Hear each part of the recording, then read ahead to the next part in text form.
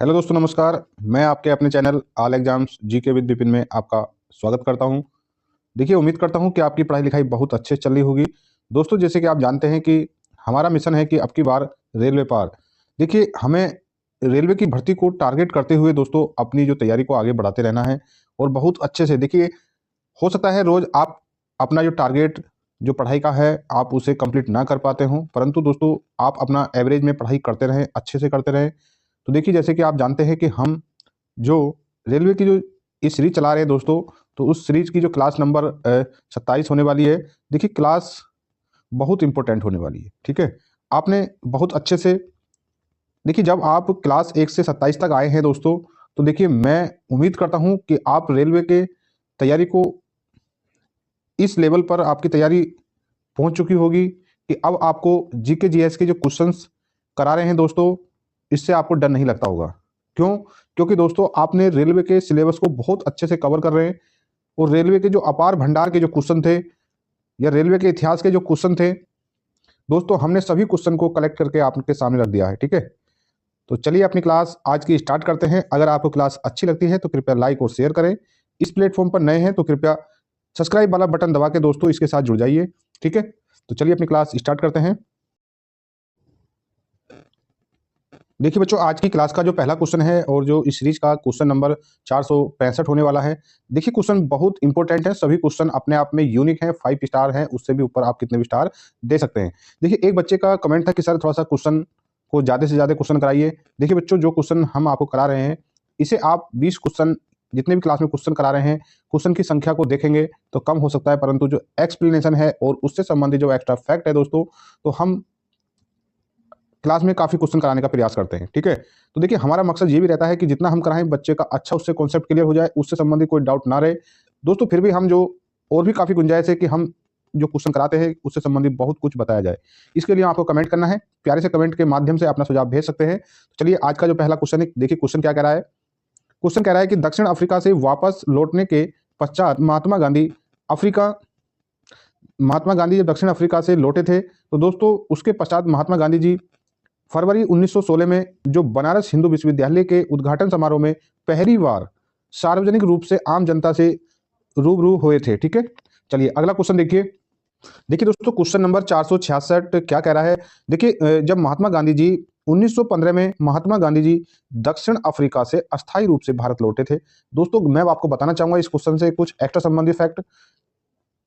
तो देखिए, मैं आपको बताना चाहूंगा कि महात्मा गांधी जी 9 जनवरी 1915 को अस्थायी रूप से भारत लौट आए थे, ठीक है। तो देखिए, गांधी जी वहां से लौटने के पश्चात दोस्तों अपने राजनीतिक गुरु गोपाल कृष्ण गोखले से मिले। तो उनके राजनीतिक गुरु गोपाल कृष्ण गोखले ने गांधी जी को सलाह दी कि गांधी जी, आप भारत की स्वतंत्रता की लड़ाई में उतरने से पहले आपको पूरे भारत का भ्रमण करना चाहिए और भारत की जनता से उसकी समस्याओं को जानना चाहिए, तब आपको इस राजनीति में कदम उठाना चाहिए, कदम रखना चाहिए। तो दोस्तों देखिए, महात्मा गांधी जी वर्ष 1915 में आए और गांधी जी ने पूरे भारत का भ्रमण करा और फिर फरवरी 1916 में पहली सार्वजनिक सभा में बनारस हिंदू विश्वविद्यालय के उद्घाटन समारोह में महात्मा गांधी जी पहुंचे।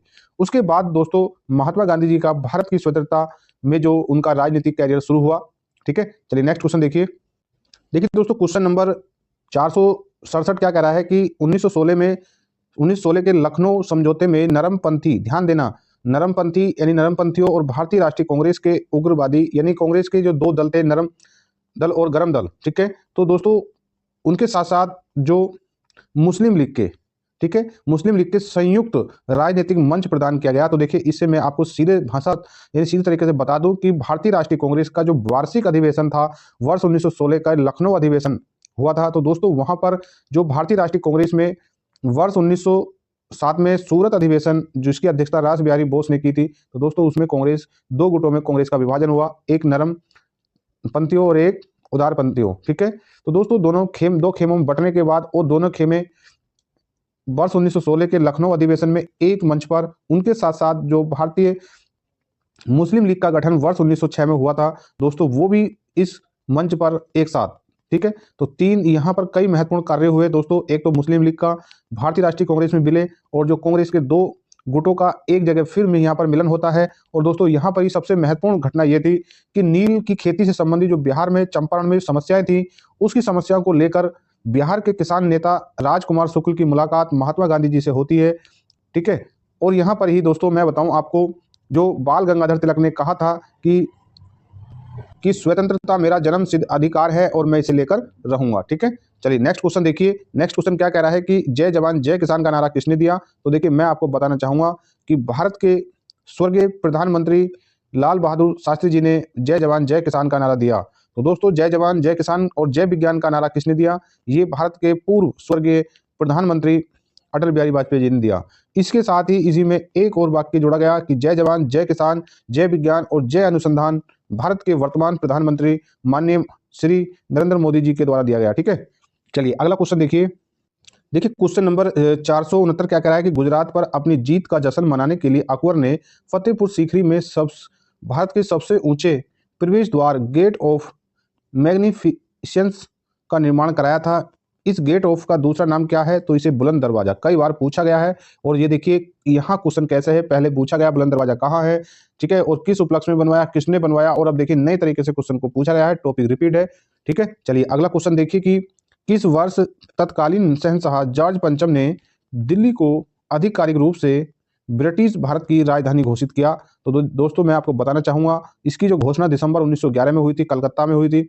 जो कलकत्ता में कांग्रेस का जो वार्षिक अधिवेशन था उसमें यह घोषणा की गई। तो और देखिए जो आधिकारिक रूप से घोषणा तो की गई 11 में, परंतु जो राजधानी बनी थी वो 1912 में बनी थी। ठीक है, नेक्स्ट क्वेश्चन देखिए। दोस्तों क्वेश्चन कह रहा है कि नील की जो बलात् कृषि के खिलाफ महात्मा गांधी द्वारा प्रेरित प्रमुख विद्रोह का नाम क्या था? तो दोस्तों ये था चंपारण सत्याग्रह। ये चंपारण सत्याग्रह दोस्तों अप्रैल वर्ष 1917 में हुआ। ठीक है, और देखिए ये जो गांधी जी के एक पहला भारत में सत्याग्रह था।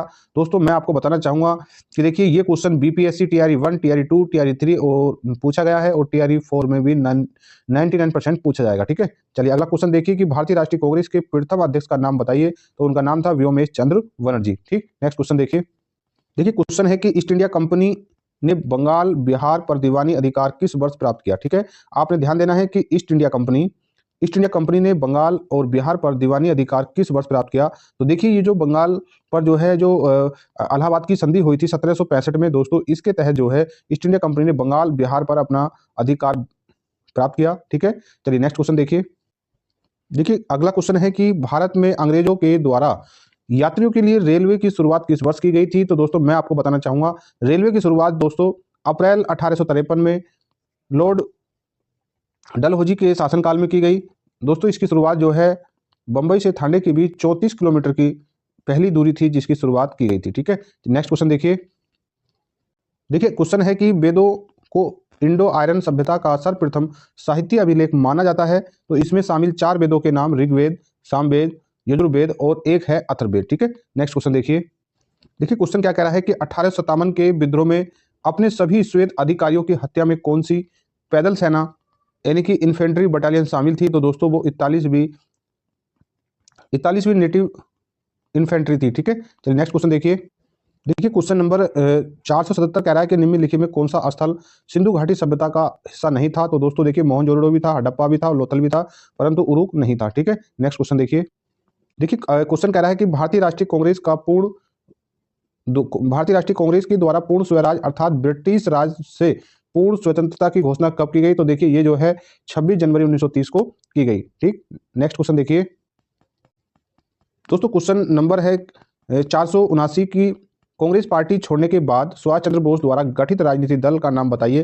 तो देखिए आपने पता होना चाहिए कि सुभाष चंद्र बोस ने वर्ष 1938 और 39 में भारतीय राष्ट्रीय कांग्रेस की अध्यक्षता की थी, परंतु दोस्तों 39 भारतीय राष्ट्रीय कांग्रेस की अध्यक्षता से सुभाष चंद्र बोस ने त्यागपत्र दिया और उसके बाद उन्होंने ऑल इंडिया फॉरवर्ड ब्लॉक नामक एक नया राजनीतिक दल का गठन किया। ठीक है, चलिए नेक्स्ट क्वेश्चन देखिए। क्वेश्चन नंबर 480 कह रहा है कि भारतीय राष्ट्रीय कांग्रेस के पहले यूरोपीय अध्यक्ष कौन थे? दोस्तों तो वो थे कौन थे? George Yule. ठीक है, जॉर्ज यूले दोस्तों वो इलाहाबाद भारतीय राष्ट्रीय कांग्रेस का जो वार्षिक अधिवेशन था वर्ष 1988 इसमें पहले यूरोपीय अध्यक्ष थे। ठीक है, नेक्स्ट क्वेश्चन देखिए। दोस्तों क्वेश्चन क्या कह रहा है कि रामप्रसाद बिस्मिल, चंद्रशेखर आजाद और भगत सिंह ने निम्नलिखित में से किस संगठन से जुड़े थे? तो दोस्तों वो संगठन था हिंदुस्तान सोशलिस्ट रिपब्लिकन एसोसिएशन। ठीक है, चलिए नेक्स्ट क्वेश्चन देखिए। दोस्तों आज की क्लास का ये लास्ट क्वेश्चन है। क्वेश्चन क्या कह रहा है कि बाबर ने इब्राहिम लोदी को कब हराया? तो देखिए बाबर ने इब्राहिम लोदी को दोस्तों 1526 में हराया था। ठीक है, तो देखिए दोस्तों, आपको क्लास कैसी लगती है? अगर क्लास आपको सही लगती है तो कृपया लाइक और शेयर करें। इस प्लेटफॉर्म पर नए हैं तो कृपया इसे सब्सक्राइब वाला बटन दबाइए और हमारे साथ जुड़ जाइए। ठीक है, चलिए मिलते हैं आपसे अपनी अगली क्लास में। तब तक जय हिंद, जय भारत।